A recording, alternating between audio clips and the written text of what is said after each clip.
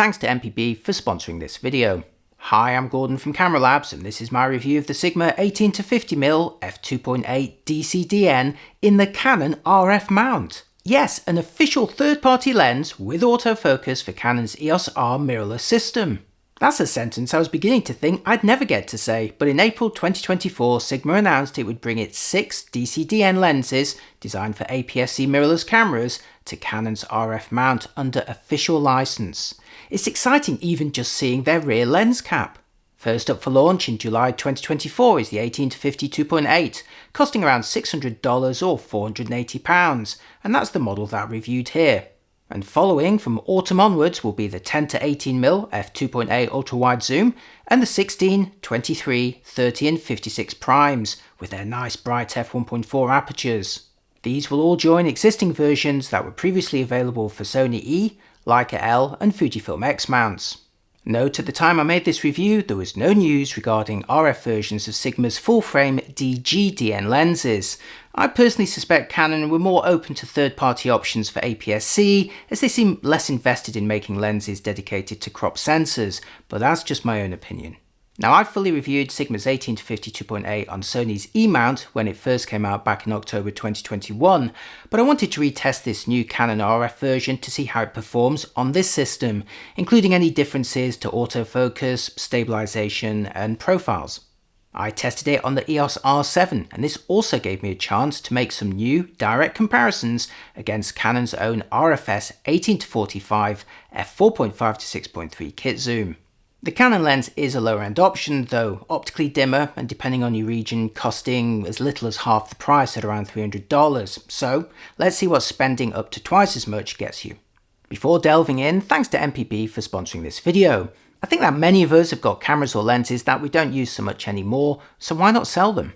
MPB is the largest global platform for used photo and video gear, recirculating over 500,000 cameras, lenses and accessories every year, so why not head to their website for an instant quote? For example, if you have a Canon RF-S 18-150 to sell, MPB could pay you £215 for one in excellent condition. I'm quoting pounds because I'm in the UK, but they also operate across Europe and the US. When selling gear to MPB, their quote also includes insurance and free collection, so you can sell your kit without paying for postage or even leaving your house, and there's no hidden seller's fees or tricky buyers to deal with either. Once they confirm the condition of your gear, you'll be paid within 2 days.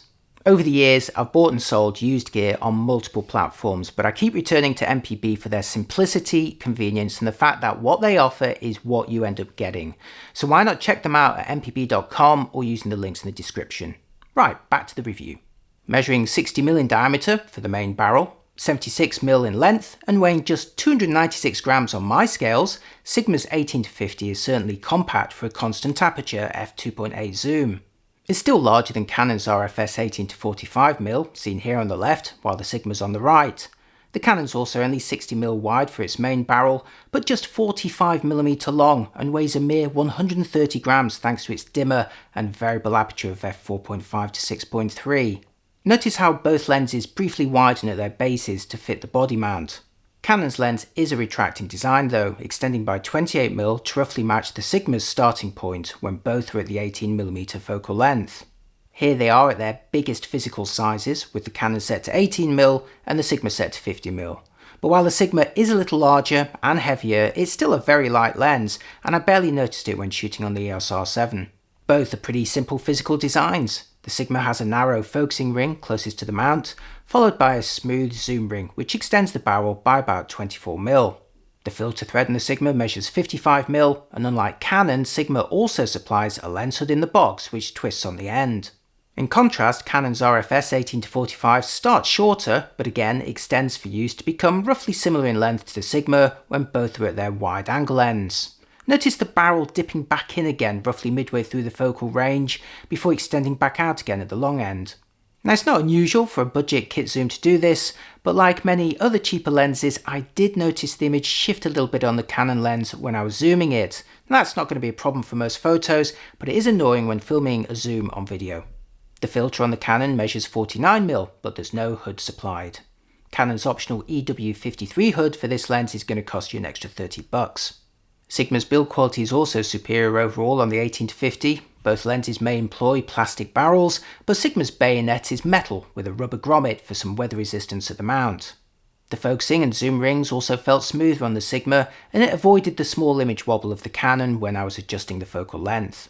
Speaking of which, let's compare their ranges. Here's the Sigma 18-50 at 18mm on the EOS R7, and now the Canon RF-S 18-45 also at 18mm, and as I toggle between them, you'll see their actual coverage in practice is essentially identical, but don't always assume this is always the case, even when their quoted focal length is the same.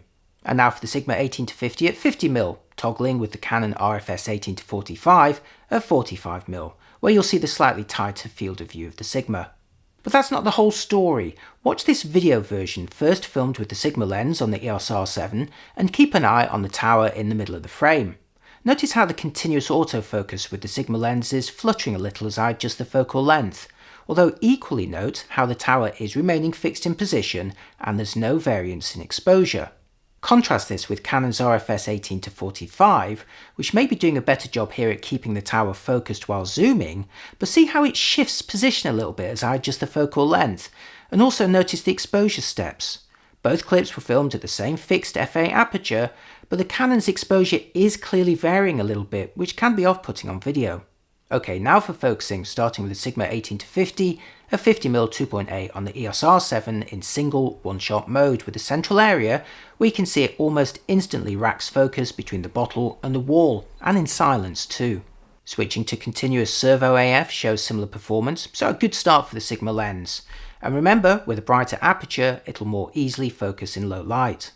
Next for the Canon RF-S 18-45 at 45mm, where its maximum aperture is a much dimmer f6.3, but it's also very swift at pulling focus here, although there is less of a challenge thanks to the much greater depth of field.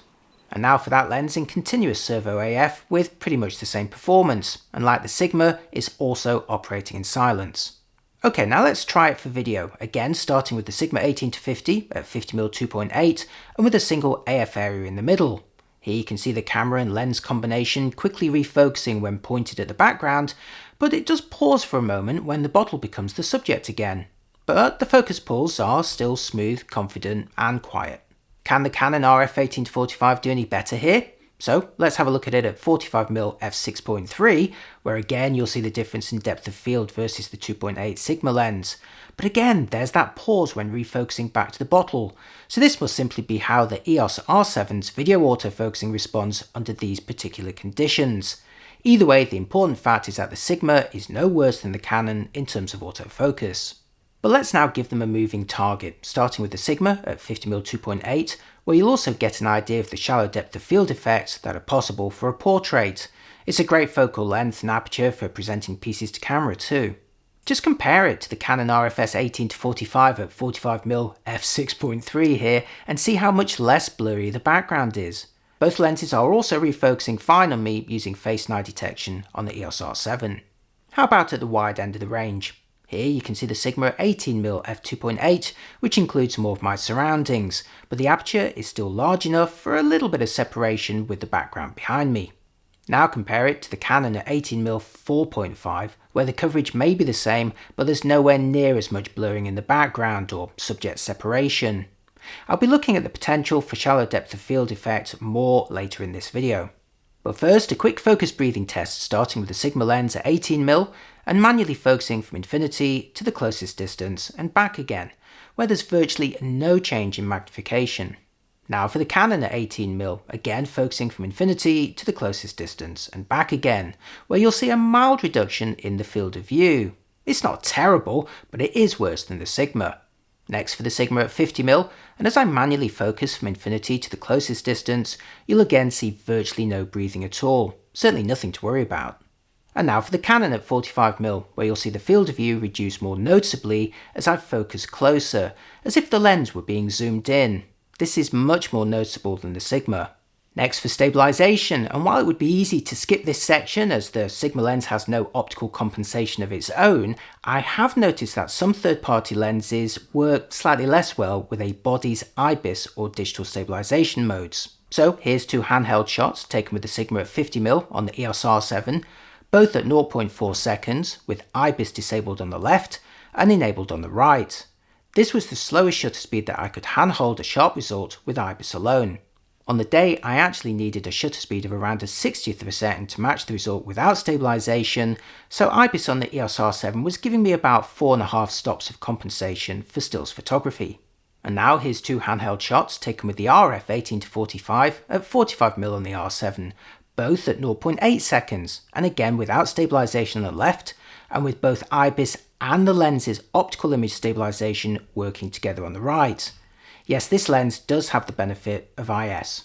But when mounted on the EOS R7, the Canon lens actually only enjoyed one extra stop of compensation in my tests, but at the time I made this review, the R7 was Canon's only EOS R APS-C body with IBIS. For the other models, the optical IS of the Canon lens is a key benefit that it has over the unstabilized Sigma, and should give it a 3 to 4 stop benefit for stills photography. That said, the brighter aperture on the Sigma will allow you to use faster shutter speeds under the same conditions, and the Canon bodies also offer digital stabilization for movies, so let's have a look at that next. Here's both lenses without any stabilization, with the Canon on the left at 45mm and the Sigma on the right at 50mm. Now let's enable image stabilization in the menus, which for the Canon on the left means you're looking at IBIS and optical IS working together, while for the Sigma on the right it's IBIS alone. Is this giving the Canon a benefit in your view? Next, here's both lenses with additional digital movie IS applied using the standard setting. This takes a small crop. Note that it's not possible to also disable IBIS on the R7 here, so you're looking at IBIS plus digital on the Sigma, and with additional optical IS for the Canon on the left. And finally, both lenses with digital movie IS set to enhanced, where the crop is more substantial, hopefully in return for potentially better stabilization. Again, do you see a leader in any of these clips? Now for my optical quality tests, and here I've used the default lens aberration settings. So, on both lenses, peripheral illumination correction was enabled, while distortion correction was greyed out, which means it's being applied all of the time by default. So here's my distant real-life landscape scene, angled as always so details run into the corners, and I'm starting with the Sigma 18-50 at 18mm 2.8. Let's zoom in for a closer look in the middle of the frame where I'm focused, and there's already a decent degree of detail right out of the gate. As I close the aperture to f4 on the Sigma though, I'll introduce the Canon on the left at its maximum aperture of f4.5 at this same focal length. I'd say the Sigma is enjoying a little boost in contrast over its previous f2.8 sample, and that both lenses are looking pretty similar overall here. Likewise, close to f5.6, so let's now return to the Sigma image at f2.8 and head into the corner. Here there's a little softness, reducing the ultimate detail, but when I close the aperture to f4 and bring the Canon lens back on the left at f4.5, you'll see the Sigma gaining a little more fine detail, and again both lenses looking quite similar overall. The far corners on both lenses at 18mm benefit from closing further here at f5.6, and now at f8, where I'd say the Sigma on the right is enjoying a mild lead. Next, we're roughly midway through their focal ranges at 30mm, starting again with the Sigma in isolation at f2.8. Zooming in for a closer look again shows good detail with only a fractional loss of contrast. Closing the aperture to f4 quickly clears that up though with sharper details and higher contrast, and remember the Canon hasn't even started in this comparison yet. So next, here's both lenses with their apertures at f5.6, which is actually the maximum aperture for the Canon on the left when it's midway through its zoom range, and I'd say both are looking pretty good and roughly similar here, but again the Sigma has the benefit of being able to shoot 2 stops brighter at this focal length. So back to the Sigma f2.8 before now heading into the far corner. I'd say the Sigma is looking pretty respectable here with its aperture wide open, although again if you can close the lens to f4 you'll enjoy a small boost in contrast and sharpness. To see how the Canon performs, we'll need to close both lenses to f5.6, where the difference in the corner becomes pretty clear, with the Sigma way outperforming it. In fact, I'd say the Sigma f2.8 is better in the corners at 30mm than the Canon is at f5.6. Closing them both to f8 shows a little further improvement to the Sigma, but the Canon remains much the same as before. So, midway through their ranges, the Sigma is better in the corners. And finally, at the long end of both lenses, starting with the Sigma at 50mm 2.8. Taking a close look in the middle tells pretty much the same story as before, a decent degree of detail, but evidence of slightly reduced contrast when the aperture is wide open. Again, when closing this lens to f4, you'll enjoy a small boost in sharpness and contrast. That's definitely worthwhile, unless you really need the shallowest depth of field. Now for the Sigma f5.6 on the right, while the Canon starts at f6.3 on the left. Not only is the Canon much dimmer at its longest focal length, but it's also slightly shorter, so you'll see my crop view here shows a slightly larger portion of the pier. The enlargement and the portion of the centre that I'm showing though is exactly the same. At this point, I'd say both lenses are delivering similar results in the middle of the frame, although again the Sigma can match this quality with an aperture around 2 stops brighter. Let's return to that Sigma sample at f2.8 again before heading into the corners. As before, there's a minor reduction in the ultimate crispness when the aperture is wide open on the Sigma, but closing it to f4 brings a worthwhile boost. Now for the Canon on the left at f6.3 and the Sigma on the right at f5.6, and as we saw before, a dramatic difference. The Sigma's become even crisper than it was at f4, while the Canon is starting here looking softer, indeed worse than the Sigma was at f2.8. Meanwhile, closing both apertures to f8 doesn't really make any significant improvement to either lens. So in my outdoor landscape tests, both lenses may be similar in the middle of their frames when set to the same apertures, but the Sigma is noticeably sharper in the corners, especially when both lenses are zoomed in, even at its larger apertures. Okay, now for my portrait test, starting with the Sigma 18-50 at 50mm 2.8, where you'll get a good idea of the kind of blurring that's possible from this distance. Now it's not going to be as much as you'll get from a brighter prime, for example Sigma's 56mm 1.4 coming soon to Canon RF, but it's still reasonable. Just compare it though to the Canon RF-S 18-45 at 45mm f6.3, where there's considerably less blurring behind me. I think I get a better result from my phone. Placing them side by side with the Canon on the left and the Sigma on the right cements those differences, but don't rule out the Canon on detail. If we take a closer look at them both, the Canon on the left is capturing crisper details, due partly to its greater depth of field at f6.3. But close down the Sigma and it'll become equally sharp. To check out the potential for bokeh balls, here's the Sigma 18-50 at 50mm 2.8 and from its closest focusing distance. Here the blobs are nice and large, with no off-putting outlining or onion ring textures. For comparison, let's have a look at the Canon 18-45 at 45mm f6.3, again as close as it would focus, and the difference is dramatic. The blobs may still be clean, but are so much smaller. Now back to the Sigma, before gradually closing the aperture to see the impact of its diaphragm system. At f4 the blobs have become quite uniformly round, but from f5.6 onwards the 7-bladed diaphragm system becomes more obvious, applying its geometric shape to the blobs. So if you like your blobs rounded, I'd stick between f2.8 and f4. And my final test is for macro performance, where I simply photographed a ruler as close as I could with both lenses at their longest focal lengths and their maximum apertures. So you're looking at 45mm f6.3 for the Canon at the top, and 50mm f2.8 for the Sigma at the bottom.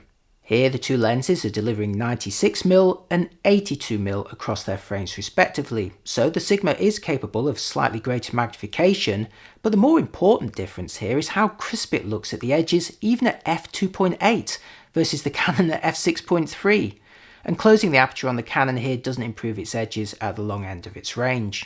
And now it's time for my final verdict, during which I'll show you some more photos taken with the Sigma 18-50 DCDN on a Canon EOS R7 body. Sigma's 18-50mm f2.8 DCDN transforms Canon's EOS R cameras with cropped APS-C sensors, providing a long overdue premium general purpose zoom.